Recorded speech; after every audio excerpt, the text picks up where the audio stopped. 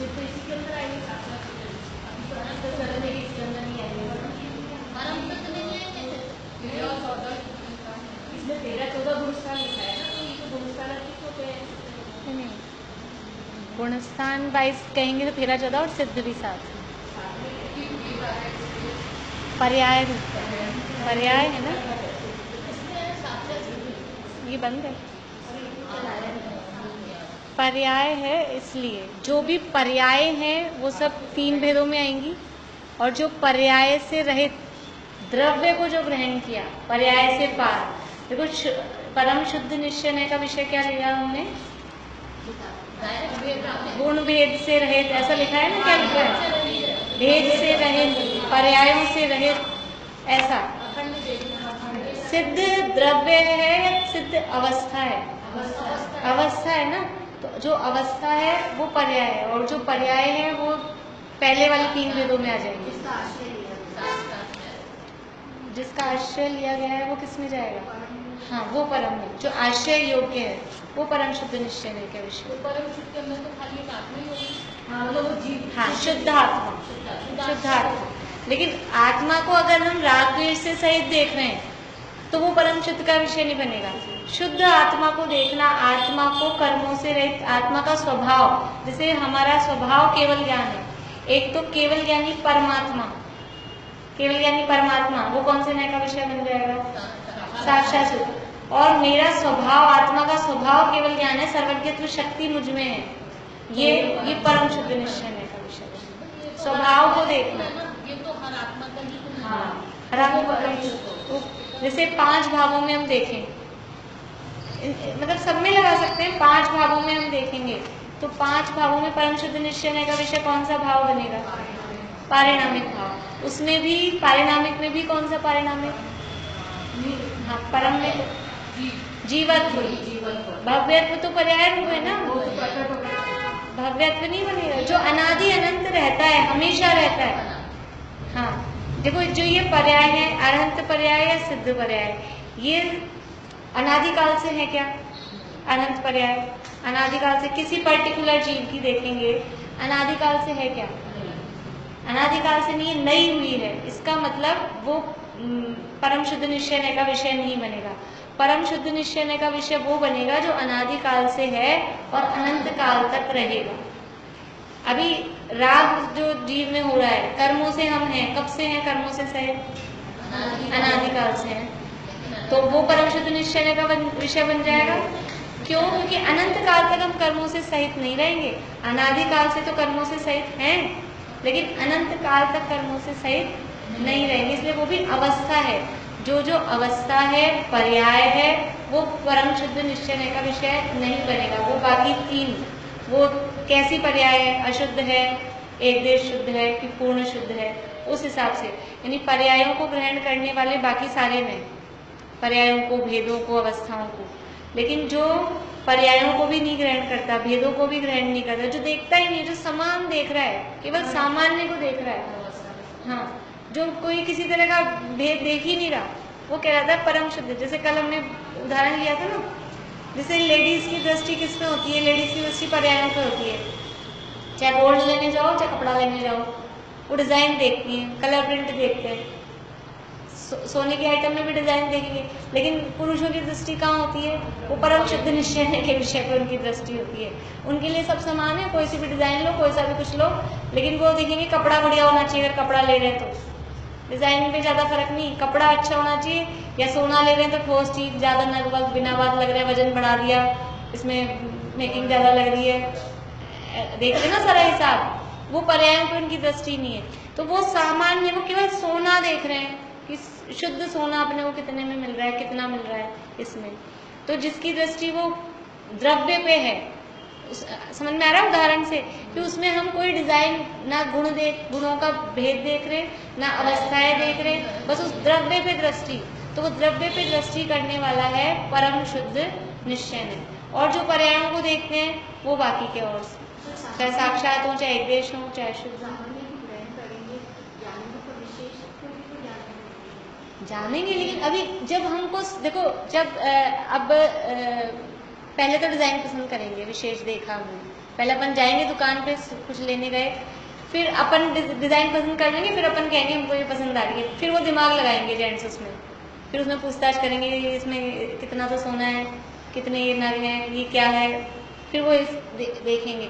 तो वो जब खरीदने आश्रय लेना है, खरीदने, तो फिर वो देखेंगे, फिर वो अपने को समझाएंगे नहीं नहीं इसमें ये ठीक नहीं है, ये तो जल्दी टूट जाएगा, इसके ऐसे है, जो भी अपन देखते हैं। अभी चाहे अपन बड़े जाओ और बच्चे जाओ साथ में कपड़ा लेने जाएंगे, तो अपन भी यही देखेंगे ना, बच्चे तो जैसे डिज़ाइन कैसा भी देख लेंगे, फिर अपन कहेंगे नहीं कपड़ा ड्यूरेबल ही नहीं दिख रहा, ये ऐसा खराब दिख रहा है, हल्का लग रहा है, घटिया लग रहा है। तो अपनी दृष्टि किस पे रहेगी, दोनों को देखना है, लेकिन आश्रय किसका करना है। जब आश्रय करने की बात आएगी तो आश्रय परम शुद्ध निश्चय के विषय का किया जाएगा, और जब हमको पूज्यता की बात आएगी कि हमें पूजा करनी है, तब पूजा करने के लिए परम शुद्ध निश्चय के विषय की पूजा नहीं की जाएगी। पूजा किसकी की जाएगी, जो साक्षात शुद्ध निश्चय का जो विषय है, पूजा अनंत भगवान की जाएगी। फिर हम अपने आप को वेदी में बिठा लो और अपनी पूजा करो, क्योंकि हम भी वैसे ही, जो निगोद में सोई मुझ में सोई मोक्ष मंझार, तो अपन बैठ जाओ यहाँ और अर्घ चढ़ाओ, ओम ह्रीम ज्योति अर्घम, ऐसा करें अपना अपना अर्घ। जब पूजा करनी है, पूज्यता का सवाल आएगा, तब साक्षात शुद्ध, तब पर्याय को देखा जाएगा। पूज्यता पर्याय की होती है, पूज्य अपूज्यपना पर्याय में होगा, लेकिन आश्रय पर्याय का नहीं लिया जाएगा, आश्रय द्रव्य का लिया जाएगा। आश्रय का मतलब है हम किसका लक्ष्य करें कि हम भी पूज्य हो जाएं।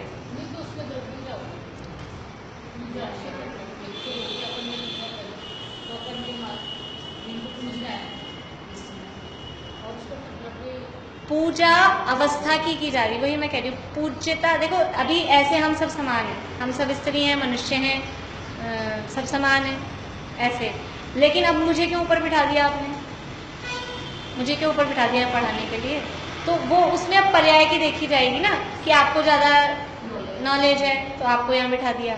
ये जो नॉलेज हमने देखी, ज्ञान सब में है, ये सामान्य हो गया, लेकिन अब एक कमती बढ़ती पना जो हम देख रहे हैं, ये किस में देख रहे हैं, सामान्य में तो सब समान है ना, तो ये पर्याय में तो देख रहे हैं कम ज़्यादा पना। तो अब ये जब हम पूज्यता अपूज्यता का व्यवहार देखेंगे, तो वो पर्याय के आधार पर किया जाएगा। पूज्यता अपूज्यता वो पर्याय के आधार पर डिसाइड होगी, और हमें जब आश्रय लेना है तो आश्रय पर्याय का नहीं लिया जाएगा, क्योंकि पर्याय टिकती नहीं है। आश्रय कैसे लें पर्याय का, कोई कहे कि आप ध्यान करो इस पंखे का, ये जो पंखा ये वाला जो चल रहा है ना, वो तो और भी तेज चल रहा है, ये वाला पंखा है ना, इस पे एकाग्रता करो, कंसंट्रेशन करो, वो खुद ही अस्थिर है, और उस पर तो कहना ही क्या, उसकी तो एक भी अपने को वो दिख ही नहीं रही। कोई झूला ऐसे ऐसे, वो पेंडुलम चलता था ना पुरानी घड़ियों में, उस पर आप कंसंट्रेशन करो, उसका ध्यान करो, तो वो अपनी उस पर नज़र टिकाओ। कोई ऐसे कहे, वो खुद ही नहीं टिक रहा, वो खुद ही कभी इधर जा रहा है, कभी इधर जा रहा है, कभी इधर जा रहा है, तो हमारी नज़र भी इधर जाएगी, तो हमारी नज़र कहाँ टिकेगी, तो हम स्थिरता कैसे लाएंगे। तो पर्याय खुद ही नहीं टिक रही। पर्याय का टाइम पीरियड कितना है, एक समय, अभी आई फिर गई, फिर दूसरी आएगी, फिर वो अपन सोचेंगे इस पर कंसंट्रेशन करें, उससे पहले तो वो चली गई, फिर तीसरी आई, फिर वो चली गई, फिर चौथी आई, वो चली गई। तो हमारा हम आश्रय कैसे लेंगे उसका, हम स्थिर कैसे होंगे, एकाग्रता कहाँ होगी। इसलिए एकाग्रता के लिए, ध्यान के लिए, आश्रय के लिए द्रव्य, वो द्रव्य चाहिए जो स्थिर हो खुद, तो वो है परम शुद्ध निश्चय का विषय, जो खुद स्थिर है, जो खुद टिकाऊ है। हाँ, एक आत्मा है, वो तो हमेशा है, उसके अलावा कहाँ पर है आत्मा, जो मतलब है आत्मा, जो संसाधन, कौन है आत्मा, जो मतलब जिसके अंदर गुण है, ज्ञान का गुण है, तो कौन बताओ ना यहाँ पे कौन है, ये आत्मा है। तो वैसे ऐसे कहिए ना, मैं हूँ जो आत्मा है। एक कॉमन है, जैसे वो द्रव्य है, और भी क्या द्रव्य होगा उसके बाद, दुनिया कितने द्रव्य हैं। आप छड़ालाई क्लास में भी आ नहीं रहे हो रेगुलर, शिकायत है हमको आपसे, आपने कहा था अभी मत लगाओ, उस समय हमने आपके चक्कर में बंद कर दी थी। छड़ाला में आना है आपको। कितने हैं द्रव्य दुनिया में, एक जीव ही द्रव्य नहीं है, द्रव्य 6 हैं। 6 तो जाति अपेक्षा है, मतलब उनकी क्वालिटी वाइज हम कहें तो वो जाति अपेक्षा 6, जीव, उद्गल, धर्म, अधर्म, आकाश और काल, ये 6 द्रव्य हैं। लेकिन इनकी भी संख्या देखी जाए, क्वांटिटी देखी जाए, तो जीव कितने हैं, जीव एक थोड़ी ना है, अनंत जीव हैं। और पुद्गल कितने हैं, अनंत अनंत है, लेकिन कितने अनंत हैं कि जितने जीव अनंत थे ना, उससे अनंत गुणे अनंत हैं, अनंत पुद्गल हैं। कई बार अपन ने बात की, एक जीव, मान लो मैं एक जीव हूँ, मेरे साथ कितने पुद्गल हैं? मेरे साथ में अकेला देखा जाए, एक तो ये औदारिक शरीर, ये औदारिक शरीर में इतनी सी जगह में असंख्यात नहीं, इतने से पोर में ही अनंत पुद्गल हैं। पूरे शरीर में कितने पुद्गल परमाणु होंगे? ये तो एक शरीर औदारिक, फिर उससे अनंत गुणे तेजस में होते हैं। अपन ने सूत्र पढ़े हैं, दूसरे अध्याय के भी आप लोगों ने पढ़े होंगे, अनंत गुणे परे, है ना, सूत्र पढ़ा था ना, असंख्य प्रदेशा प्राग तेजसात और अनंत गुणे परे, ऐसा सूत्र था उसमें।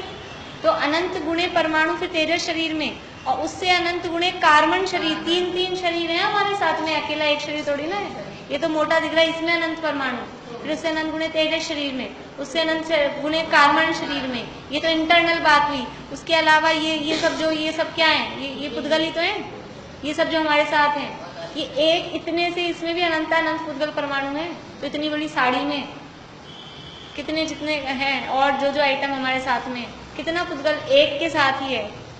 और ये तो एक मैं जीव अपने आप को गिन रही हूँ, मेरे आश्रित अंदर शरीर में असंख्यात त्रसजीव, अंदर त्रसजीव नहीं है हमारे शरीर में, त्रसजीव है, निगोदिया जीव है, सब है। हमारा शरीर सप्रतिष्ठित है कि अप्रतिष्ठित है? हम सप्रतिष्ठित हैं, हमारे आश्रय से बहुत सारे जीव हैं। तो कितने हैं? और उन जीवों के उनके 3 शरीर। आप सोचो, आप कल्पना करो कितने जीव हैं, कितने पुद्गल हैं। अभी एक इतनी सी इस एरिया में देख रहे हैं, बाहर वालों की तो बात ही नहीं है। ये जो एक बॉडी अपने को दिख रही है, इसमें एक जीव मैं, उसके अलावा कितने जीव, फिर हर जीव के 3 शरीर तो है ही, औदारिक, तेजस और कार्बन। फिर उनमें कितने पुद्गल परमाणु, और सारा ये सब कितना है। और फिर हमारे घर पे जो हमारा परिवार भरा हुआ भी निकलेगा, सफाइयाँ होंगी जब, कितना सामान है। हाँ, सब पुद्गल है ना, सब पुद्गल है। कितना पुद्गल है दुनिया में। तो ये द्रव्य एक नहीं है, जाति अपेक्षा 6 कहे गए हैं, लेकिन संख्या अपेक्षा अनंत द्रव्य है। तो हर द्रव्य में अपने अनंत गुण हैं, हर द्रव्य की अपनी अपनी पर्याय हो रही है। एक चीज की अपने अलग अलग अपनी पर्याय होती रहती है, निरंतर पर्याय बदलती। तभी तो ऐसा लगता है, यहाँ क्लास में आई थी तब तो सही थी, क्लास से जाते मेरी तो जुकाम हो गई, मेरी ये हो गया, मेरी तबीयत खराब। कैसे हो गया कि हर समय अवस्था बदल रही है ना। कोई भी चीज़ अपन देखते हैं, अभी तो सही था फिर बिगड़ गया, पहले बिगड़ा हुआ था ठीक हो गया। ये सब कैसे हो रहा है? क्योंकि निरंतर उनकी अवस्थाएं बदल रही। तो ये जो अवस्थाओं को, पर्यायों को ग्रहण करने वाले तो ये बाकी के 3 में है, और जो द्रव्य को ग्रहण करता है, पर्यायों को, भेदों को, इनको ग्रहण नहीं करता, सामान्य को जो ग्रहण करता है, उसका नाम है परम शुद्ध निश्चय।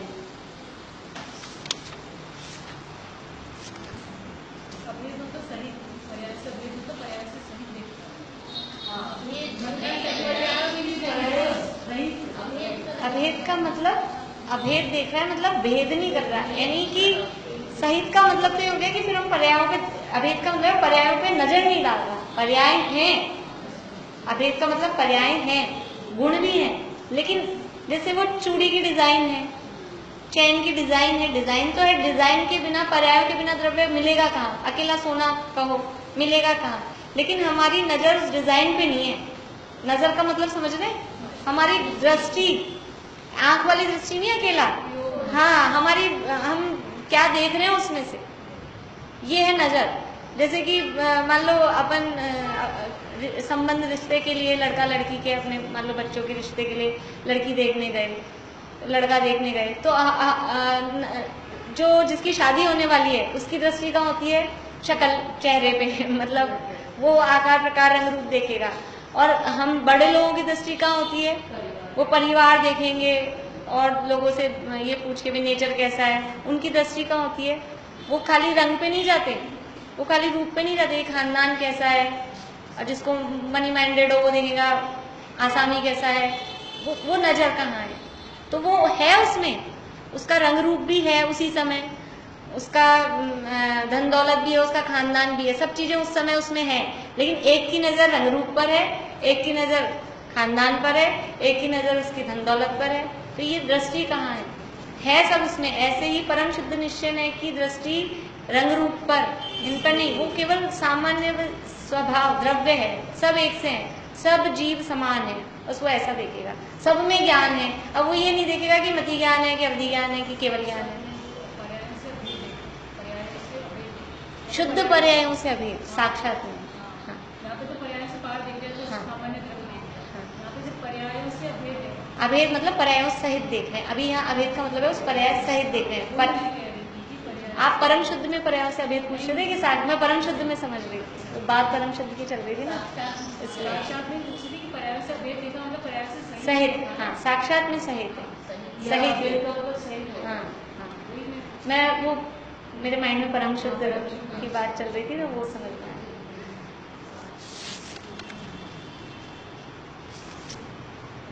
देखिए वैसे तो अब डिटेल में क्या, जितना मतलब थोड़ा इसको ज़्यादा स्टडी करेंगे तब समझ में आएगा। अभी थोड़ा थोड़ा इतना ख्याल में रखें, मोटा मोटा हो सकता है अभी थोड़ा थोड़ा कन्फ्यूज़न भी बना रहे, धीरे धीरे अभ्यास से वो कन्फ्यूज़न जाएगा। अभी इतना समझ लें कि जो मतलब जिसमें मतलब किसी भी जो सामान्य रूप से जीव कहा हमने, चींटी भी जीव है।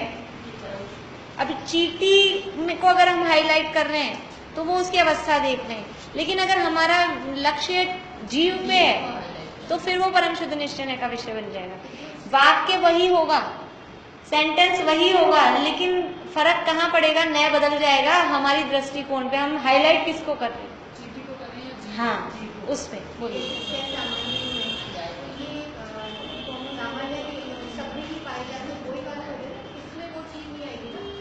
वो सामान्य का मतलब यहाँ सामान्य गुण नहीं है, सामान्य का मतलब है जो कॉमन, मतलब वो तो द्रव्यों में, अगर द्रव्यों में समानता देखनी है तो ये 6 सामान्य गुण।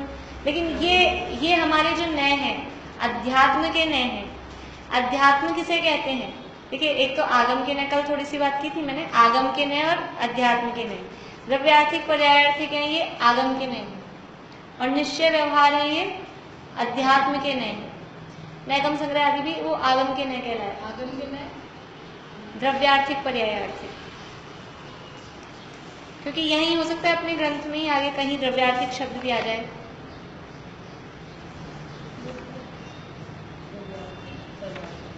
द्रव्यार्थिक नए और पर्यायार्थिक, पर्याय लिखिए, फिर उसके आगे आकी मात्रा लगाइए, पर्यायार्थिक लिखूं मैं, इनका देख लीजिएगा आप ठीक लिख रहे हैं। पर्याय में आकी मात्रा लगाओ, पर्यायार्थिक,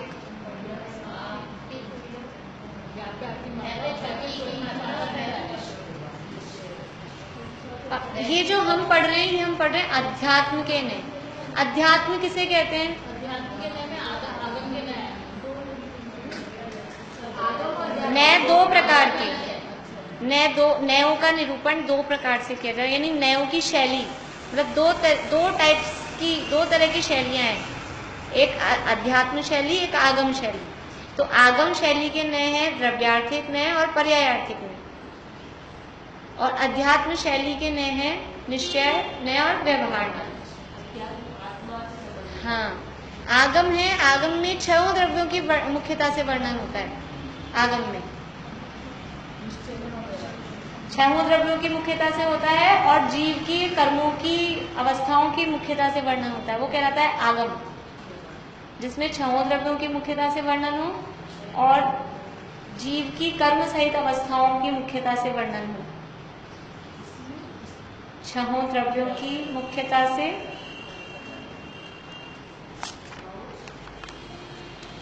और जीव की कर्म सहित अवस्थाओं की मुख्यता से वर्णन हो,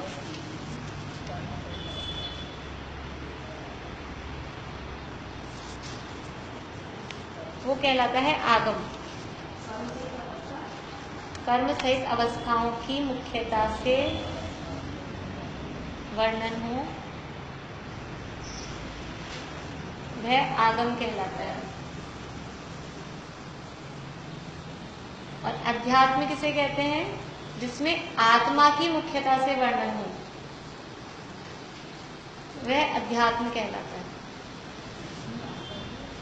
आत्मा की मुख्यता से वर्णन हो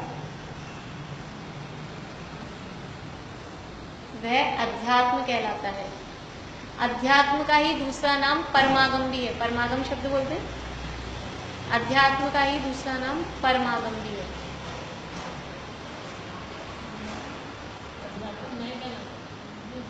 बस अध्यात्म। हाँ, तो आगम और अध्यात्म या आगम और परमागम। परमागम,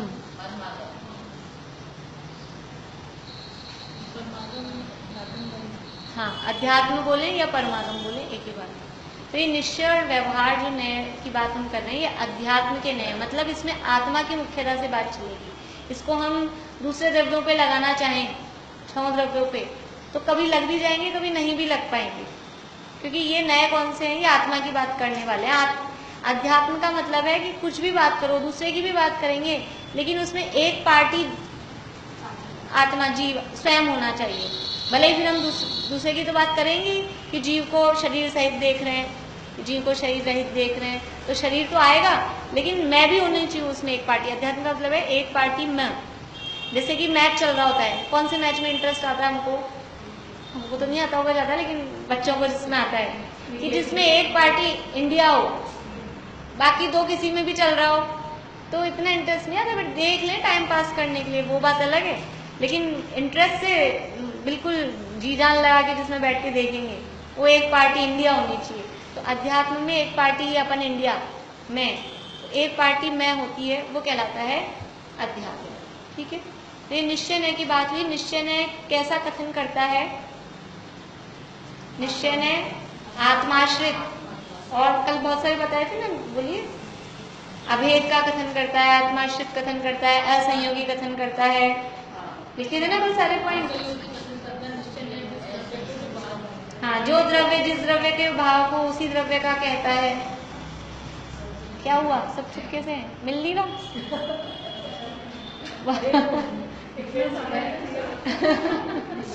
पढ़ा नहीं घर जाके, इसको थोड़ा पढ़ना आप लोग। एक नया विषय है ना, ऐसा ज्यादा चलता भी नहीं है। हाँ,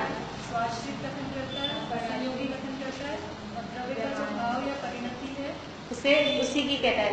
और स्वाश्रित कहो या आत्माश्रित कहो, कहीं कहीं आत्माश्रित वर्ड भी मिल जाएगा आपको स्वाश्रित की जगह। आत्माश्रितो निश्चय, पराश्रितो व्यवहार, ऐसे संस्कृत की सूक्तियां ग्रंथों में मिल जाएंगी। तो वो निश्चय, तो निश्चय ने का, अभी हम निश्चय पढ़ रहे हैं तो पहले निश्चय का माइंड में ध्यान रखें। निश्चय ने आत्माश्रित, अपने मतलब एक ही द्रव्य के आश्रित वाला कथन करेगा, अपने आश्रित। अभेद का कथन करेगा। कल हमने देखा ना, केवल ज्ञानी, रागी, क्रोधी, मानी, ये कहा। फिर कौन से नय का हुआ? निश्चय नय का कथन। अब निश्चय में क्रोधी कहा, क्रोधी, तुम बहुत क्रोधी हो।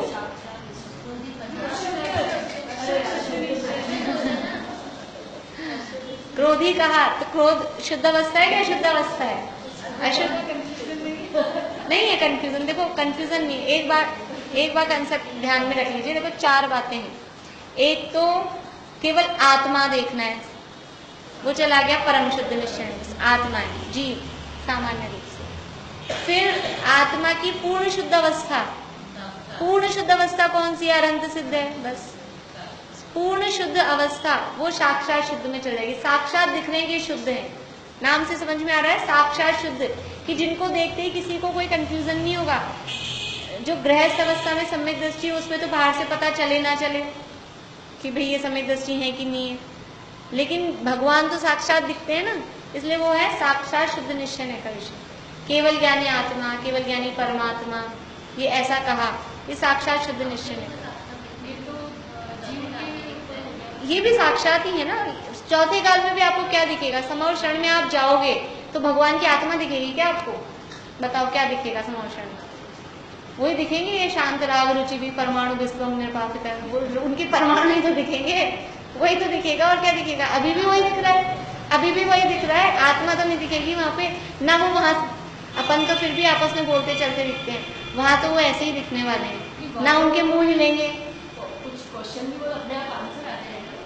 यहाँ आंसर नहीं आ रहे क्या?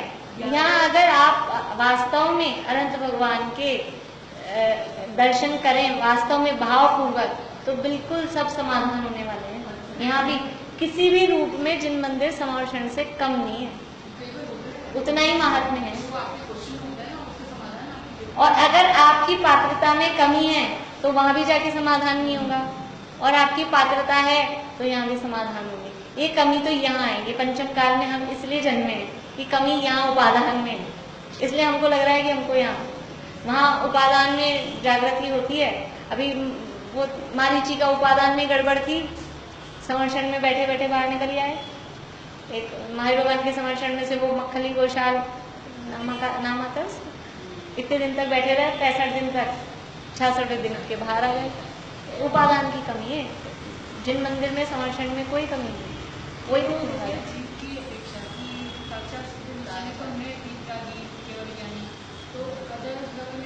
अभी तो कहा आप उद्गल में लगेगा ही नहीं, पहली बात ये आत्मा में ही मुख्य रूप। फिर भी हम लगाएं तो शुद्ध परमाणु, परमाणु की शुद्ध अवस्था को देखना, वो हम लगा नहीं पाएंगे, हमको क्योंकि परमाणु दिखेगा नहीं, उसके नाम पता नहीं चलेगा कि क्या कहें उसको, इसलिए हम ज्यादा लगा नहीं पाएंगे। लेकिन उसके शुद्ध परमाणु को जो शुद्ध अवस्था है, सिंगल परमाणु जो होगा, जैसे इनमें जो परमाणु है, इनमें स्कंधों में जो परमाणु है, समझ में आ रही है बात? स्कंद किससे बना है? ये स्कंद है, परमाणुओं का समूह है। इसके अंदर जो परमाणु है, अगर उन परमाणुओं को देखा जाए तो अभी भी वो शुद्ध हैं, सिंगल सिंगल सब सेपरेट शुद्ध हैं। लेकिन अभी क्योंकि सबकी मिलजुल की अवस्था ये बनी है, तो इसमें लगे हुए परमाणुओं को शुद्ध देखना वो कहलाएगा परम शुद्ध निश्चय का विषय। और जो कोई परमाणु सिंगल निकल गया और वो खुला सिंगल रह रहा है, तो वो जाएगा साक्षात शुद्ध निश्चय के विषय। जैसे ये संसार, इसीलिए इसमें कठिन पड़ेगा, इसमें कठिन और पड़ेगा ज्यादा। अब आपने पूछ लिया तो लगा तो सकते हैं, लेकिन इसमें ज्यादा कठिन पड़ेगा क्योंकि इससे हम फैमिलियर नहीं है। हाँ, तो आत्मा जब शुद्ध हो गई ना, तभी तो साक्षात हुई। तो ये अभी तो मन को सामान्य से देखा तो, हाँ, तो ये जैसे इसमें तो साक्षात,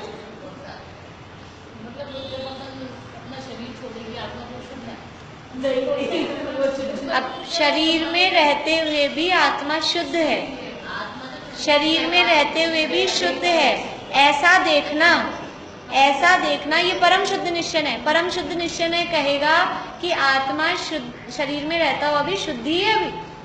जैसे कि ये गंदी हो गई साड़ी, ये साड़ी आज दिन भर पहन ली तो गंदी हो गई, तो गंदी हो गई तो भी हम क्या देखते हैं इसमें कि फिर हम धोते हैं ड्राई, हम ड्राई क्लीन में भी किसको कराते हैं, धोते भी किसको हैं? जो हमको ये विश्वास है कि साफ हो जाएंगे, इसका स्वभाव, इसका नेचर ये साफ है। और जो लगता है दाग लगी गया, वो भी मना कर देगा ड्राई क्लीन वाला, ये दाग तो आपका नहीं जाएगा। फिर अपन सोचते हैं कि काहे को 200 रुपये लगाएं, पहन भी ली, चुप गई, हटा दो, दे दो किसी को। यही सोचेंगे ना, जो साफ नहीं हो पाएगी, मान लो कोई चीज जो खराबी हो गई है वो सुधर नहीं पाएगी। ये देख लो, बिजली की कोई आइटम है, मशीन है, जिसमें हमको लगता है कि ये ठीक हो सकती है, अब वो मैकेनिक ही मना कर गया कि अब नहीं होगी ठीक, तो मतलब अब फिर कराते हैं उसको, जब होएगी ही नहीं। तो हमको नेचर पता है, तो ये मैं अभी इस शरीर सहित हूँ, पर शरीर सहित होने पर भी मैं वास्तव में शरीर रहित हूँ।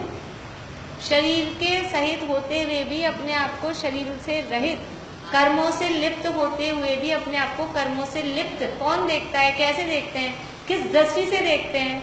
परम शुद्ध निश्चय की दृष्टि से। हमारे पास चश्मे हैं अलग अलग टाइप के, 4 चश्मे हैं, अभी 4 और आने वाले हैं। मैं सोच रही थी आज कौन सा डे हो गया, वेडनेसडे, मैं सोच रही थी आज पूरे कर दें, लेकिन अभी तक निश्चय में नहीं चल रहा है। ये 4 चश्मे हैं। परम शुद्ध निश्चय का चश्मा लगाएंगे तो हमको कोई गंदगी दिखती ही नहीं है, सब साफ ही दिखते हैं। परम शुद्ध निश्चय का चश्मा, जैसा चश्मा लगाएंगे, हरा लगाएंगे तो हरा हरा दिखता है, काला लगाएंगे तो काला काला दिखता है। तो जो चश्मा हम लगा रहे हैं परम शुद्ध निश्चय का चश्मे से सब जीव समान दिखाई देते हैं। सर्व जीव छे सिद्ध सम, जे समझे ते थाए। अभी देखो एक ही लाइन में 2 बातें कह रहे हैं।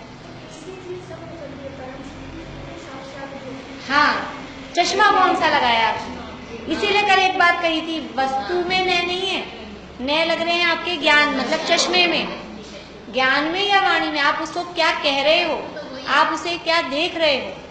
वस्तु तो एक ही है, स्त्री तो एक ही है, आप उसे माँ देख रहे हो, आप उसे बेटी देख रहे हो, आप उसे पत्नी देख रहे हो, चाची देख रहे हो, आप क्या देख रहे हो, क्या कह रहे हो, वहां लगेगा नहीं।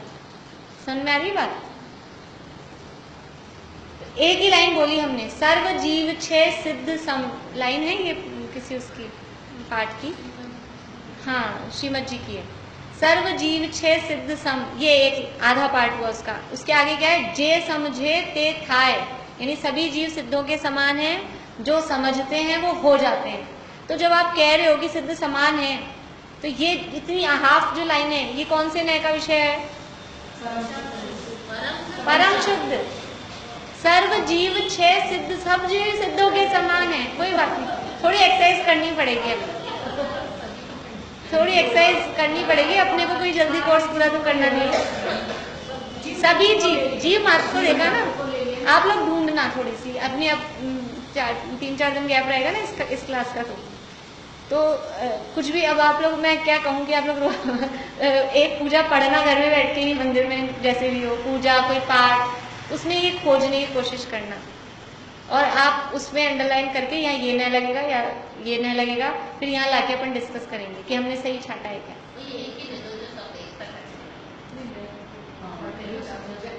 नहीं तो अलग अलग मिल जाएगी ना, उसमें क्या। नहीं, आप जो लाइन देख के आओगे, अब मैं ऐसे पर्टिकुलर ऐसे नहीं ना कि एक ही पूजा में आपको सारे मिल जाएंगे, जो भी पूरा, जो पूजा देख लो आप, कोई भी है मिल जाती है कहीं ना कहीं लाइनें ऐसे एकदम छड़ाला में मिल जाती हैं। कोई भी आप स्तुति पाठ ऐसा देखेंगे, सकल गे गायक स्तुति है, उसमें देख सकते हैं, मिल जाएंगे कहीं ना कहीं। अब सकल गे गायक कहा, ये कौन से ने से कहा?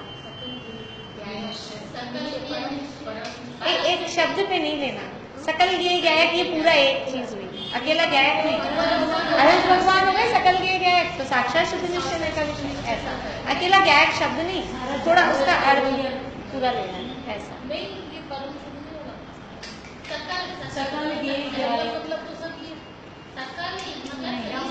वो स्तुति का अर्थ भी आना चाहिए ना, स्तुति किसके लिए कही जा रही है? सकल ये गायक हो, भगवान को कहा जा रहा है, हे भगवान आप संपूर्ण लोकालोक को जानने वाले हो, तो आप सकल ये के, सकल का मतलब संपूर्ण का मतलब जीवों को नहीं लिया, संपूर्ण द्रव्यों को जान रहे हो, ऐसे देख लीजिएगा जैसे आप वो पहले, लेकिन उसका अर्थ भी आना चाहिए तभी आप निकाल पाएंगे।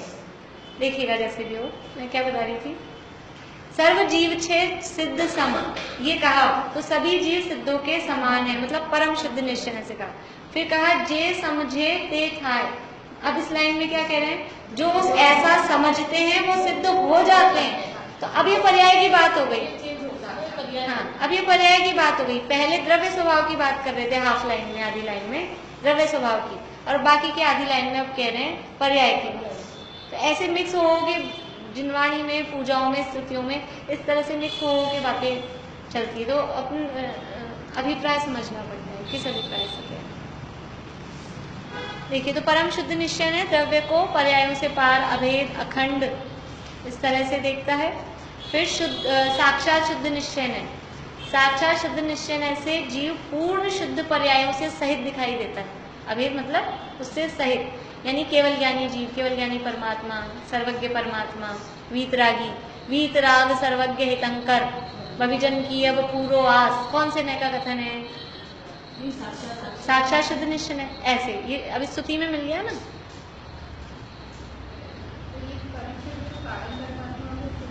हाँ, कारण परमात्मा का मतलब है परमात्मा बनने का कारण।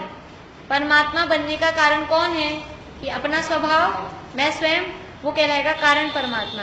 और कार्य परमात्मा मतलब जो परमात्मा बन गए, जिनका कार्य प्रकट हो गया। कार्य मतलब जो करना था।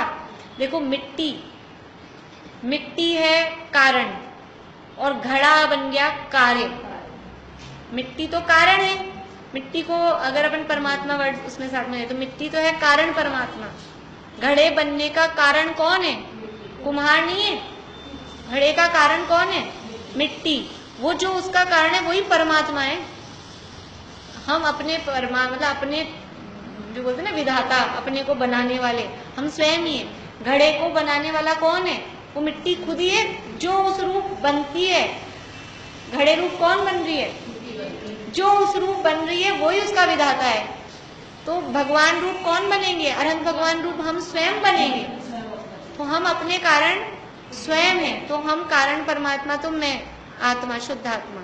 और जो बन गया वो घड़ा बन गया, तो वो हो गया कार्य, वो कहलाते हैं कार्य परमात्मा।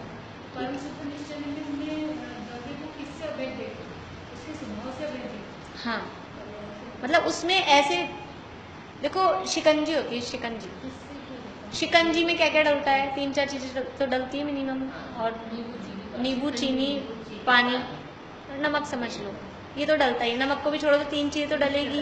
अब हमने जब शिकंजी पी, तो शिकंजी पीते हैं तो हम अगर ऐसा देखते हैं नींबू फिर चीनी, तो फिर हमें उस शिकंजी का अभेद स्वाद नहीं आता। और जब शिकंजी का स्वाद लेते हैं तो फिर अब नींबू कितने रुपए किलो हो रहे हैं। सुमत प्रकाश जी का सुने हुए उदाहरण कि वो ठंडाई बनाई तो इसमें इतने रुपए की केसर डाली और इतने रुपए का ये डाला। अगर ये विकल्प आ जाता है हमको, तो हमको उसका स्वाद नहीं आता। आप किसी को शिकंजी बना के दो और पकड़ाओ, वो आराम से स्वाद लेके पीता है मजे से, उनको कोई विकल्प नहीं आता। और आप किसी को पकड़ाइए आपने, फिर आप पूछो चीनी हो गई, नींबू हो, फिर वो पकौड़ी में तो बहुत बार ऐसे करते हैं, अपन पहली पकौड़ी बनाते हैं फिर चखने को देते हैं, फिर कहेंगे नमक चखना, तो फिर वो व्यक्ति नमक ही चखता है। फिर दोबारा पूछो मिर्ची हो गई थी क्या? फिर अपन पूछो उसी में, उन्होंने खा लिया, फिर अपने नमक के लिए कहा था, फिर अपन ने पूछा मिर्ची तो हो गई ना, मिर्ची के लिए कहा ही नहीं था, दोबारा तो वो उपयोग, फिर वो पकौड़ी का स्वाद नहीं आता। तो परम शुद्ध निश्चय के विषय में वो है सब चीजें, उसी एक पकौड़ी में नमक भी था, मिर्ची भी थी, मसाले भी थे, सब थे। लेकिन जब खाते हैं तो ऐसे अलग अलग नहीं देखते, अभी गरम मसाला आ रहा है, अभी नमक आ रहा है, वो अभेद पकौड़ी खाते हैं हम, अभेद ठंडाई पीते हैं, अभेद शिकंजी पीते हैं। एक एक चीज को अलग अलग करके, ठंडाई में भी बादाम का आया स्वाद, अभी खसके दाने का आया स्वाद, ऐसा अभेद देखना। हाँ, तो ऐसा अभेद गुण है द्रव्य में, गुण निकल के बाहर नहीं जाएंगे। लेकिन उसके अगर हम ऐसे देख रहे हैं, इसमें जीव में ज्ञान है, जीव में दर्शन है, तो ये भेद हो गए। और अनंत गुणों का अभेद अखंड बस मैं जीव हूँ, ऐसा देखा, तो ये परम शुद्ध। अभेद रूप देखेंगे तभी अनुभव होगा।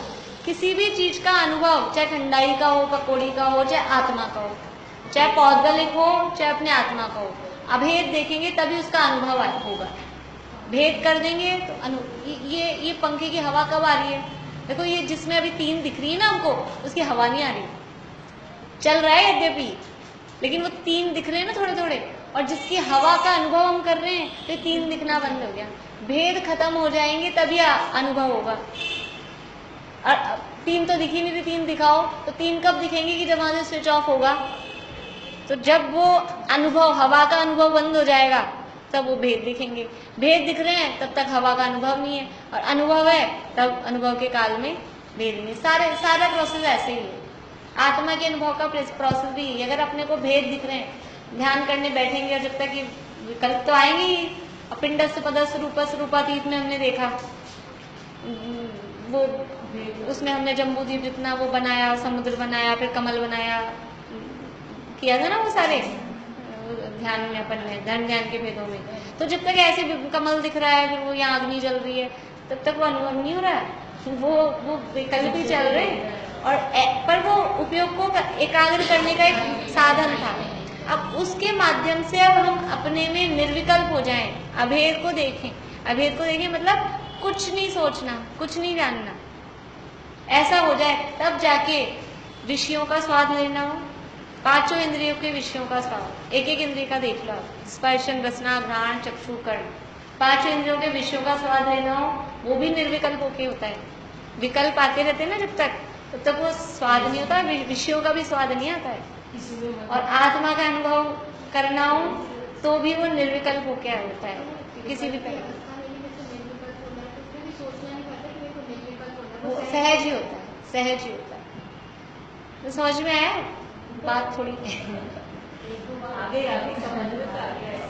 धीरे धीरे नहीं, आप लोग पूछोगे, अच्छा लग रहा है मुझे कि आप लोगों ने आते ही पहले, मतलब मैं तो यानी अच्छा लगी, दिमाग में चल रहा है ना बात, विचार चलेगा तो प्रश्न भी उठेंगे, तभी समझ में आएगा। मैं पढ़ा रही हूँ, आप आगे फिर आज आप पढ़ा दो तो मजा ही नहीं होता। मैं तो पढ़ा देती आगे, मैं तो व्यवहार में पढ़ा देती। लेकिन ऊहा पोह उसमें उथल पुथल होनी चाहिए, तभी कंसेप्ट क्लियर होगा। विचार ना आप लोग नया है, एकदम नया है। लेकिन अब वो आप लोग पुराने हो गए ना, इसलिए हिम्मत हो गई ले लें आप लोगों के साथ। आप लोग नए नहीं हो ना।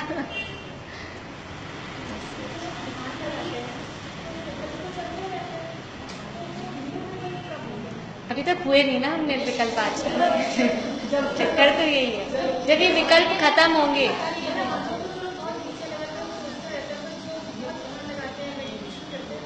अब ऐसा अपन किसी का नहीं कह सकते कि जो बहुत ध्यान लगाते हैं उनका होता है कि नहीं होता है। जो सम्यक दृष्टि जीव हैं, जो मुनिराज हैं, उनका होता है। देखो, सोचते हैं, वस्तु स्वरूप का विचार करते करते, वस्तु विचार ध्यावते मन पावे विश्राम, मतलब वस्तु स्वरूप का विचार करते करते और फिर एकदम से किसी चीज में उपयोग एकाग्र होता है। हमारा मतलब हम लौकिक विषयों में ऐसा ही होता है हमारा, कि कुछ विचार हम क्या सोच रहे थे, रात को लेटे अपन सोने के लिए, फिर सोते समय हम सोचते हैं हम ये सोच के सोएंगे भी कोई अच्छी बात, कहीं का शिखर जी का सोच के ऐसा विचार, ऐसा लगता है ना सोते सोते अच्छे विचार कर लें। लेटते समय तो हम ये सोचते हैं, और फिर क्या होता है, फिर वो मन कहाँ जाके फिर किस में अटक जाता है, कहाँ एकाग्र हो जाता है, फिर वो जहाँ हमारी रुचि है ना वो वहाँ एकाग्र हो जाता है, फिर वो वाले विचार आने लगते हैं। ऐसे ही अभी हम ये वस्तु स्वरूप का विचार कर रहे हैं, मान लो पिंडस्पदस रूप इस तरह से, फिर लेकिन आत्मा में इस तरह से एकाग्र हो जाता है उन जीवों का, जिनको आत्मा का अनुभव हुआ है, जो ध्यान करते हैं उनका उसमें आत्मा में एकाग्र होता है। ऐसे विचार चलते चलते और फिर आत्मा में एकाग्र हो जाता है। जैसे समझ लो कि जैसे वो कुम्हार उस चाक को घुमाता है, तो घुमाते घुमाते फिर वो छोड़ता है, वो उसी जगह सेट हो जाता है उसी को घूमने में। पहले तो वो हाथ से करता है उसको, और फिर वो उसी में उस यद्यपि वो घूम रहा है, लेकिन अपन उसको एकाग्रता के अर्थ में देख रहे हैं कि वो जो चाक है, वो चाक उसमें ही एकाग्र की इतना मुझे इस तरह से घूमना है, वो उसी में कंसंट्रेट हो जाता है, एकाग्र मतलब उसमें लिप्त हो जाता है। ऐसे ही हम वस्तु स्वरूप का विचार करते हैं, तो विचार करते करते एकदम से एक स्थिति ऐसी आती है कि किसी जगह हमारा उपयोग टिक जाता है। पर अभी तक आत्मा में ऐसा नहीं टिका। विषयों में तो टिकता है, तब तो विषयों का स्वाद आता है। विषयों का स्वाद जब ही आता है, विषयों में सुख की अनुभूति, दुख की अनुभूति जो भी हो रही है वो तभी होती है जब उनमें एकाग्रता हमारी हो जाती है, कुछ ना कुछ तभी हमें फीलिंग होती है। लाइट नहीं आ रही होती है, पढ़ने में उपयोग लग रहा है, तब तक गर्मी का ख्याल नहीं आता, फिर एकदम से उपयोग गर्मी में एकाग्र हो जाता है, तो वो अनुभूति तभी तो होती है जब एकाग्र होती है।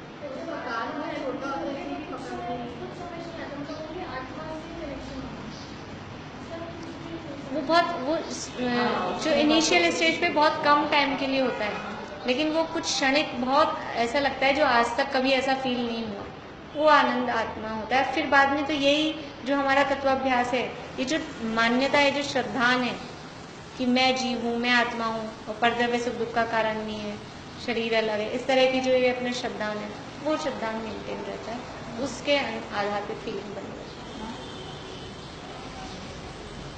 देखिए अभी साक्षात शुद्ध निश्चय के विषय कौन बन गए, अरहंत और सिद्ध भगवान।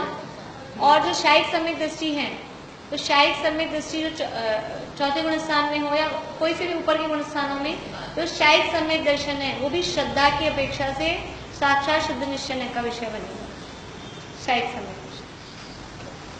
इसके बाद में द्रव्य को एक देश शुद्ध पर्यायों से अभेद देखना। जैसे कहा सम्यक दृष्टि जीव, तो हमने किसी जीव को सम्यक दृष्टि देखा है, कौन से नय से देखा, एक देश शुद्ध निश्चय। मुनिराज कौन से नय का विषय बनेंगे, महावृत, एक देश शुद्ध निश्चय में, यानी चौथे गुणस्थान से लेके और 12वें गुणस्थान तक की जो ये साधक दशा है, इसको बोलते हैं साधक दशा। अरहंत तो हो गए, अरहंत सिद्ध तो साध्य, और चौथे गुणस्थान से 12वें गुणस्थान वाली दशा क्या कहलाती है, साधक दशा। साधक, साधक साधना करने वाले, साधक।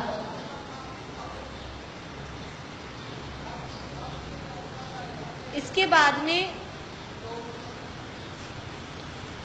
अशुद्ध पर्यायों से द्रव्य को अभेद देखना। जैसे कि हमने कहा नारकी जीव, नारकी जीव कहा, ये कौन से निर्णय का विषय हुआ? नारकी देखा ना, वो अशुद्ध पर्यायों से देखा, तो ये अशुद्ध निश्चय का विषय हुआ। और इसको ऐसे देखें, हमने कहा कुअवधि ज्ञानी, विभंग ज्ञानी, कुमति ज्ञानी, अशुद्ध निश्चय का। और मति ज्ञानी, मति ज्ञानी कहा एक देश शुद्ध निश्चय।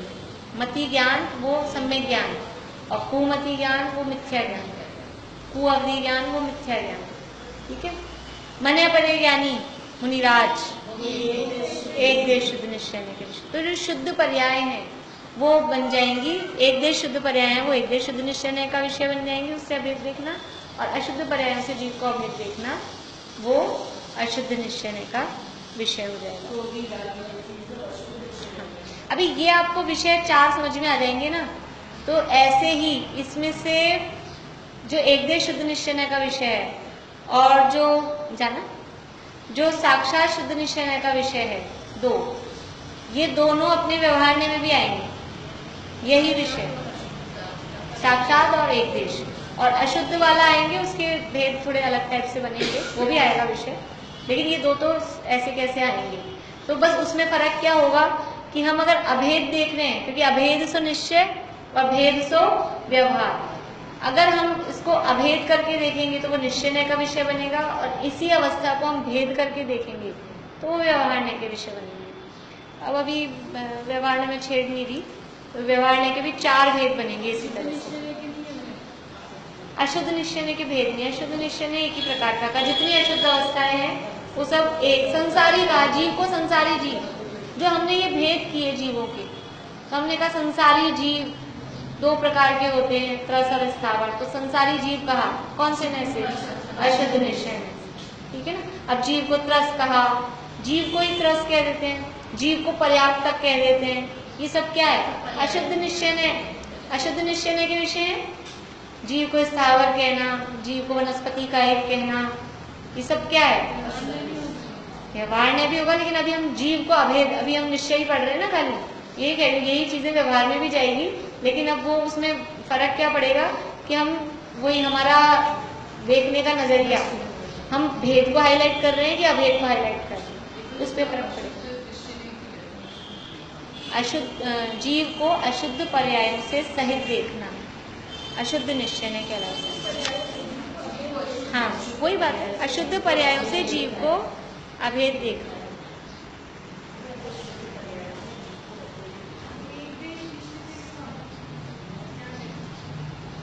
क्या लिखी थी कल आपने? एक देश का, एक देश का तो द्रव्य को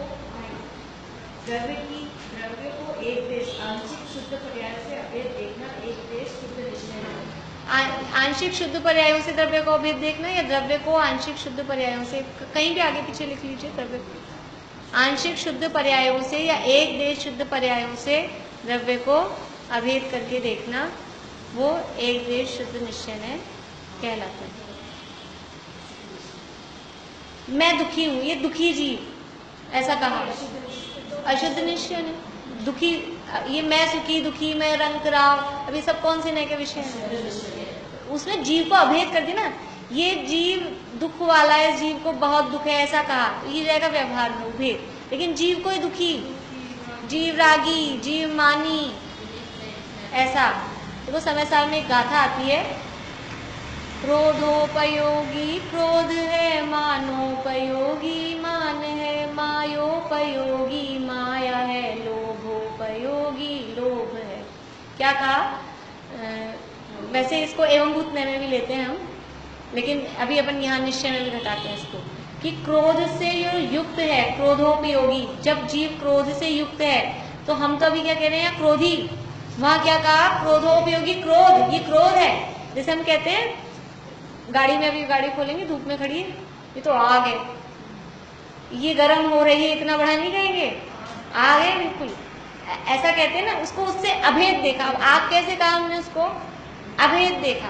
कोई चीज गर्म हो गई, गैस के पास रखी थी और गर्म हो गई, तो आग तो, अब कोई बच्चा हो वो कहे कहाँ है आग? आग तो ऐसी होती है लपटों वाली, लेकिन ये इतना गर्म हुई ना, पानी बहुत तेज उबल गया हो और ये तो आग है, बिल्कुल आग हो रहा है, ऐसा कहते हैं। हाँ, जब गर्मी तेज होती है मई जून में, आग उबल रही है, आग हो रही है बिल्कुल, तो ये क्या है, अभेद करके देख रहे हैं। तो उससे उसको अभेद देखना, मान से जीव को अभेद देखना, मानी का, और वहां तो मान ही है, जो मान से सहित है वो मानी का, यही मान है, ऐसा तो अभेद करके कहा तो वो अशुद्ध निश्चय ने कहा। और कहीं कहीं तो अशुद्ध भी नहीं लगाएंगे, समय सार में ऐसा ऐसे कथन मिलेंगे, निश्चय न से जीव रागी है। अब अपने को समझना पड़ेगा कौन सा निश्चय है, परम शुद्ध लगा रहे, निश्चय लगा लिखा है तो अभी हमको भेद पता होंगे तो हम समझ जाएंगे अशुद्ध निश्चय ने खत्म। कहीं व्यवहार न से जीव को राग वाला कहा जाएगा, तो व्यवहार के भेद हम पढ़ेंगे, तो जब थोड़ा भेद करके कहेंगे वही। और अशुद्ध निश्चय है वास्तव में, देखिए साक्षात जो परम शुद्ध निश्चय, आंटी इधर सुनिए, परम शुद्ध निश्चय के सामने ये तीनों भी व्यवहार है। परम शुद्ध निश्चय के सामने क्या कह रहे हैं, परम शुद्ध निश्चय जहाँ आ जाएगा उसके सामने, क्योंकि वो पर्यायों को पकड़ रहे हैं ना, तो ये तीनों भी व्यवहार है। अशुद्ध, जैसे जीव को रागी कहा, निश्चय ने से कहा, निश्चय ने से इसलिए कहा क्योंकि अभेद देख रहा है, वास्तव में जीव रागी होता है क्या, तो वो अशुद्ध निश्चय ने भी क्या है उसकी, देखो कहीं कोई ऑफिस वगैरह होते हैं ना, तो एक तो होता है चपरासी, फिर एक होता है क्लर्क, फिर एक और उनसे ऊपर वाला मतलब समझ लो मैनेजर वगैरह, और एक मेन मालिक बॉस, ये 4 तरह के लोग हैं। तो अपन जाएंगे गेट पे तो चपरासी रोक देगा, चपरासी रोक देगा, अशुद्ध निश्चय है चपरासी के जैसा समझ लीजिए, तो चपरासी ने रोका, लेकिन क्लर्क ने कह दिया नहीं नहीं आने दो इनको, तो चपरासी की बात की कोई वैल्यू रही, तो वो क्लर्क के सामने चपरासी व्यवहार, उसकी कोई वैल्यू नहीं गई। अब तो जब एक देश शुद्ध निश्चय के सामने अशुद्ध निश्चय व्यवहार है, अब उसकी वैल्यू नहीं है। फिर मान लो कहीं किसी काम के लिए क्लर्क ने मना कर दिया, लेकिन फिर मैनेजर ने कह दिया नहीं नहीं ये काम आने दो, इनको होने दो इनका काम, तो अब वो जो क्लर्क था वो क्या हुआ, उसकी वैल्यू खत्म, बेकार हो गया वो। तो ऐसे ही साक्षात शुद्ध निश्चय के सामने वो एक देश शुद्ध निश्चय भी व्यवहार बन जाएगा। अब किसी काम बात के लिए मान लो मैनेजर ने हाँ कर दी थी, लेकिन बॉस ने, मालिक ने मना कर दिया नहीं ऐसा नहीं होगा, तो अब क्या होगा, आप इनको कोर्ट से भी लगा सकते हैं, वो सबसे नीचे वाली कोर्ट होती है, फिर ऊपर जाते हैं, ऐसे होता है ना। तो जब ऊपर वाली कोर्ट ने मना कर दिया फिर क्या होगा, फिर नीचे वाले ने हाँ भी किया हो, जीत भी जाओ नीचे वाले कोर्ट में, तो बेकार गया ना आपका। तो ऐसे ही ये परम शुद्ध निश्चय में जो बोल देगा उसको कोई मना नहीं कर सकता। अब मालिक को कौन मना करेगा, मालिक की बात का निषेध कौन करेगा, तो वास्तव में निश्चय है तो एक परम शुद्ध निश्चय है वास्तव में, तो इसके सामने बाकी के तीनों भी व्यवहारी हैं, लेकिन वो अपनी अपनी जगह उनकी भी कुछ ना कुछ वैल्यू है। शुरू में एंट्री लेते ही तो चपरासी भी अगर ऊपर वाला कोई कुछ नहीं कहे तो उसकी भी अपनी वैल्यू है, तो अपनी अपनी जगह उनकी वैल्यू है, लेकिन परम शुद्ध निश्चय के सामने ये तीनों भी व्यवहार हो जाते हैं। देखो नए किसके होते हैं ये बात अलग है, नए तो ज्ञानी के ही होते हैं, ये नए सम्यक शुद्ध ज्ञान के अंश है, कल हमने डेफिनेशन में देखा था। नए किसके होगा ये नहीं, अशुद्ध निश्चय नए किसको विषय बनाता है, ये है बात। तो अशुद्ध निश्चय ने अज्ञानी को विषय बनाता है, ऐसा हम कह सकते हैं, संसारी जीव को विषय बनाता है। नए तो ज्ञान की पर्याय है, नए मतलब ज्ञान की पर्याय, शुद्ध ज्ञान का सम्यक शुद्ध ज्ञान के अंश को नए कहते हैं। शुद्ध विकल्पा नया, ये डेफिनेशन है, सम्यक शुद्ध ज्ञान का अंश वो नए है। तो नए किसको होते हैं ये बात अलग है, और नए कहाँ लागू पड़ते हैं वो बात अलग है। नए तो ज्ञानी के होते हैं, अज्ञानी को नयों की खबर ही कहाँ है, सम्यक ज्ञान ही नहीं है। जिसको प्रमाण ज्ञान होगा, और प्रमाण तो सम्यक ज्ञानम प्रमाणम, जिसको प्रमाण का ज्ञान होगा तब नए होगा ना। कल हमने देखा पहले कि पहले पूरी को जानेंगे तब एक अंश को जानेंगे। जिसको पूरे हाथी का ज्ञान होगा वो कह सकेगा हाथी का पैर खंबे जैसा है। अब जिसने हाथी को तो देखा नहीं, जन्मांध है, सुना ही उदाहरण, जन्म से अंधा है और हाथी के पैर को पकड़ के हाथी को ही खंबे जैसा मान लिया, पूरे हाथी को, तो वो मिथ्या दृष्टि, वो सम्यक ज्ञानी नहीं है, वो नयन ही कहलाएगा उसका।